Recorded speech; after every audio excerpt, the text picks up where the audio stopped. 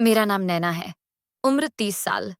शादी को 5 साल हो चुके थे और पिछले 2 साल से मेरा पति विवेक दुबई में था। कहने को तो हम रोज वीडियो कॉल पर बात करते थे, लेकिन मोबाइल स्क्रीन कभी भी उस खालीपन को नहीं भर पाती जो बिस्तर के उस दूसरे हिस्से में फैले हुए सूनेपन से पैदा होता था। एक उम्र होती है जब औरत का मन 30 साल की है। सिर्फ प्यार नहीं चाहता, बल्कि स्पर्श चाहता है, गर्माहट चाहता है, किसी को अपनी सांसों का कंपन सुनाना चाहता है। और मेरे लिए वो सब अब सिर्फ यादें थीं। विवेक मेहनत कर रहा था, हमारे लिए, इस घर के लिए, हमारे सपनों के लिए। लेकिन मेरे भीतर धीरे धीरे एक अजीब सी बेचैनी, एक तड़प घर करती जा रही थी। इन्हीं दिनों हमारे सामने वाले घर में नया किराएदार आया, आर्यन। उम्र लगभग 25 साल। लंबा, गोरा, साफ सुथरी शर्ट पहनने वाला और इतनी मासूम आंखें कि कोई भी उसे 2 मिनट में अपना समझने लगे। पहली बार उसने दरवाजे से झांक कर कहा, नमस्ते भाभी जी। तो ऐसा लगा जैसे किसी ने मेरे सूने घर में कोई नया स्वर जोड़ दिया हो। वह हर सुबह बालकनी में चाय पीता था और मैं हर बार उसे देखते देखते ये सोचती रहती कि उसकी मासूम मुस्कान कैसे मुझे अंदर तक छू जाती है। अजीब था ये सब, लेकिन सच था। धीरे धीरे मेरी निगाहें उसे ढूंढने लगीं। वह ऑफिस से लौटता तो मैं बरामदे में ऐसे आती जैसे बस वहां घूम ही रही हूं। मैं जानती थी कि उसके सामने हल्की फुल्की नाइटी पहनकर आना गलत है, लेकिन मन कभी कभी इतनी तेजी से हावी हो जाता है कि सही गलत की आवाज भी खो जाती है। मैं झाड़ू लगाती और अनजाने में ही पल्लू थोड़ा ढीला हो जाता। पोछा लगाते हुए मेरी कमर की लकीर जरा सी दिख जाती और मैं देखती कि उसकी नजरें अचानक झिझक कर कहीं और चली जाती। ऐसी ही उस मासूमियत ने मुझे और भी खींचा। वह मेरी तरफ खींच रहा था, यह मैं उसके हाव भावों से समझ भी लेती थी। पर वह इतना सीधा था कि कभी कोई कदम बढ़ाने की हिम्मत नहीं करता। एक दिन उसकी माँ ने फोन किया, भाभी जी, अगर आप घर पर हों तो आज आर्यन आपके यहाँ लैपटॉप ले जाए, उसके कमरे में नेट नहीं चल रहा। मेरे मुंह से हाँ भेज दीजिए ऐसे निकला जैसे मैं महीनों से किसी मौके का इंतजार कर रही थी। घर में मेरी सास ससुर भी रिश्तेदारी में गए हुए थे। पूरा घर खाली और मेरे भीतर एक गहरी गर्म सांस की तरह तड़पती बेचैनी। रात के करीब 9 बजे आर्यन आया। उसने दरवाजे पर खड़े होकर कहा, भाभी जी, लैपटॉप। उसकी आवाज में संकोच था और मेरी आंखों में जानते हुए भी न जानने का अभिनय। मैंने कहा, पहले खाना खा लो, इतनी देर से आए हो। वह झिंझका पर बैठ गया।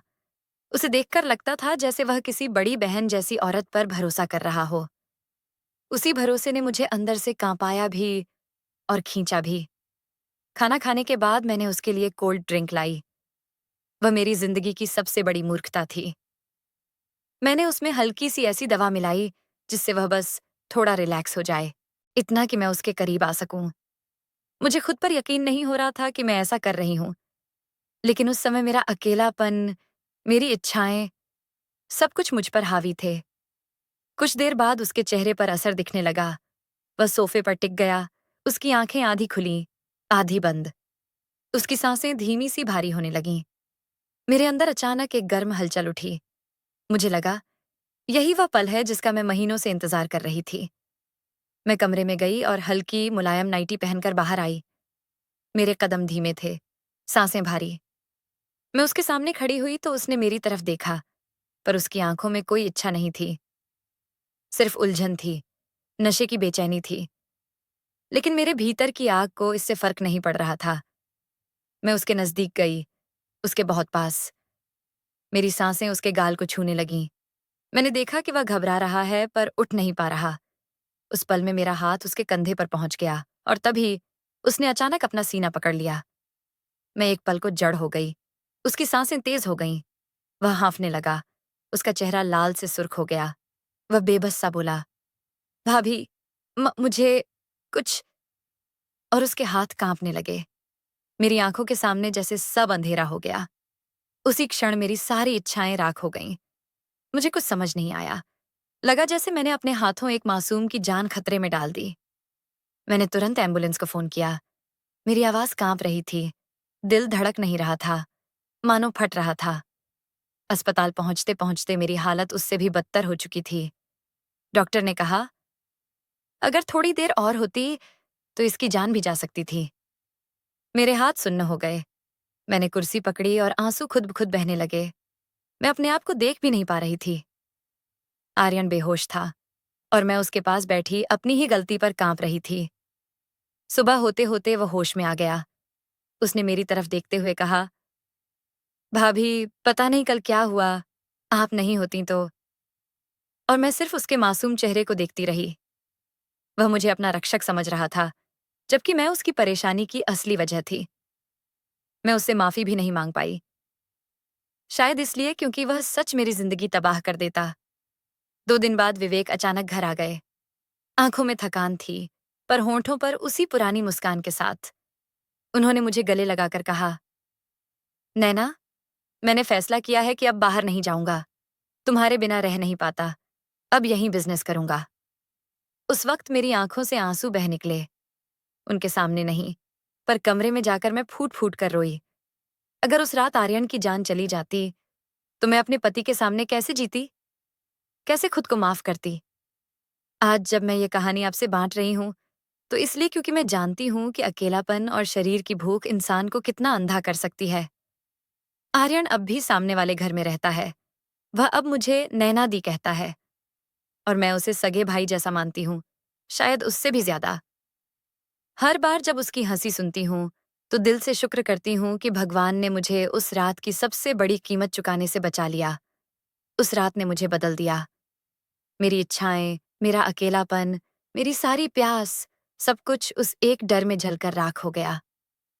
अब मैं सिर्फ एक औरत हूँ जिसने गलती की, गिर गई, डर गई और फिर उठकर खुद को संभाल लिया। उस रात के बाद मेरा जीवन जैसे किसी नए मोड़ पर आ गया था। मैं हर चीज को एक नए नजरिए से देखने लगी। जब विवेक घर पर थे, तो मैं उनके लिए वही पत्नी बनना चाहती थी जिसे वह याद करते करते थक जाते थे। मैं उनके लिए खाना बनाती, उनके बालों में उंगलियां फेरती और लंबे लंबे समय बाद उनके सीने पर सर रखकर सोना मुझे ऐसे लगता था जैसे मैं फिर से जिंदा हो गई हूं। जब वह मुझे पास खींचते तो मेरी आंखें खुद ब खुद नम हो जातीं। शायद इसलिए क्योंकि मुझे पता था मैं इस स्पर्श को लगभग खो चुकी थी, अपने ही हाथों। वे रातें जब हम दोनों साथ बैठकर बातें करते, मेरे लिए किसी दवा जैसी थीं। विवेक अपने विदेश के दिनों के किस्से बताते और मैं उन्हें चुपचाप सुनती रहती। कभी कभी वह अचानक मेरा चेहरा पकड़कर पूछते, तुम ठीक हो ना, नैना? और मैं बस मुस्कुरा देती, क्योंकि अगर मैंने सच कह दिया, तो शायद वह मुस्कान कभी वापस नहीं आए। मेरे भीतर दर्द था, लेकिन उस दर्द को मैंने अब अपने दिल में ऐसी जगह बंद कर दिया था, जहां से वह बाहर निकलकर मेरे घर की खुशी को खराब न कर सके। आर्यन अब भी सामने रहता था। उसकी तबीयत पहले जैसी बिल्कुल ठीक हो चुकी थी और अब वह मुझे बेहद सम्मान से देखता था, जैसे कोई छोटी बहन अपने बड़े का ख्याल रखती है। जब वह मुझे देखता तो कहता, दी, आज मार्केट जाना है, सब्जी ले आऊं? या दीदी, कुछ बना रही हैं तो मुझे भी बुला लेना।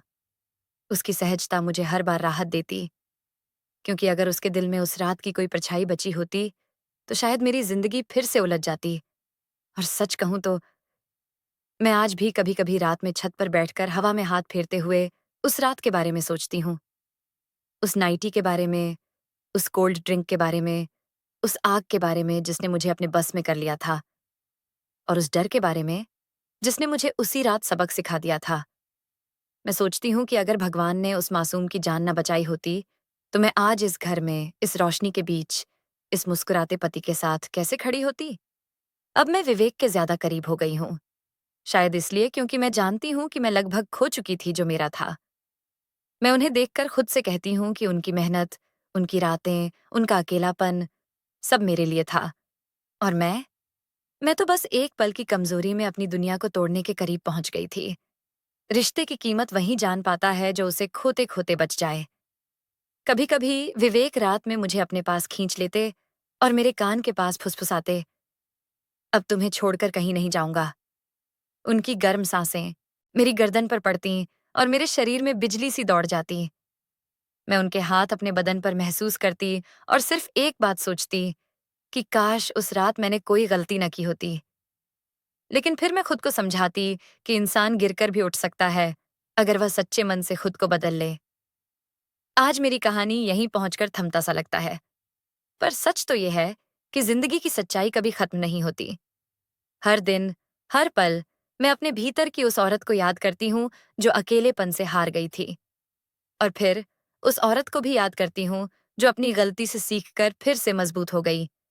अगर आप मेरी इस पूरी कहानी को सुन रहे हैं, तो बस इतना कहना चाहूंगी, अकेलापन बहुत खतरनाक होता है। वह आपकी सोच से ज्यादा गहरा काटता है।